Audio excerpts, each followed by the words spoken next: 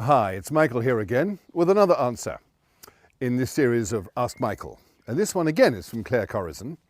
And she asks, how do I use non-verbal body language to create more impact and influence? Well, there's many ways, Claire, but let's go through a few of them. One of the first things is to stand still.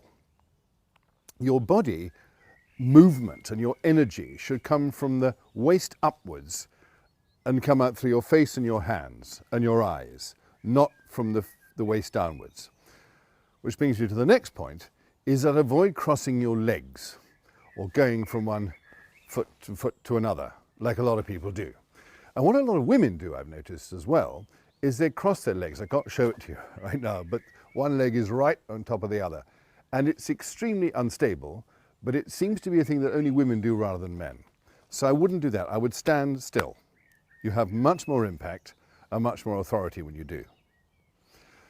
Another thing I do to create greater impact is look at everybody all the time.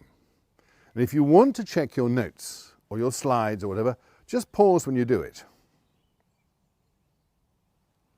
And then come up and continue. Not only does it give you time to find out what you want to say next, but it gives the audience time to digest what you're saying and think, okay, next, I'm ready for it. Another non-verbal tip I would give you is to use these things. Every human being is hardwired in their neurology to use these to communicate with. They really are. We really are. Some cultures, particularly in the Far East, don't like using these.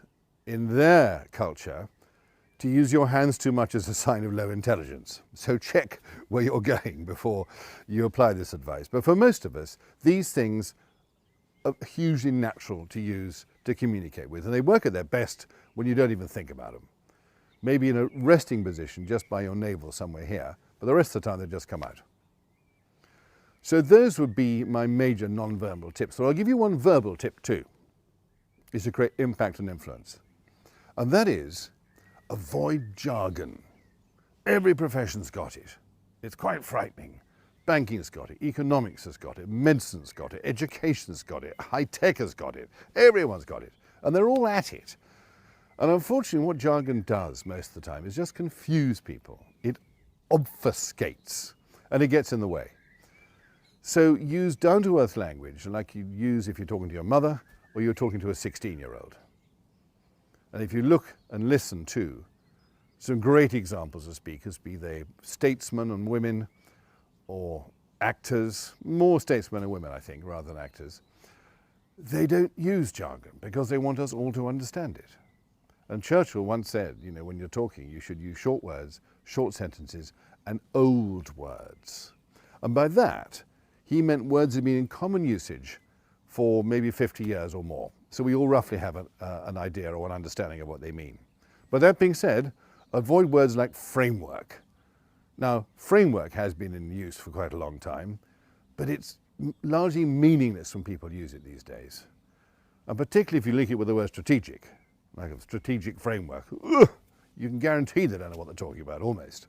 So keep the language plain. So I hope there's a few tips for you, Claire, and anybody else watching this, to create more impact and influence with an audience. Catch you on the next one.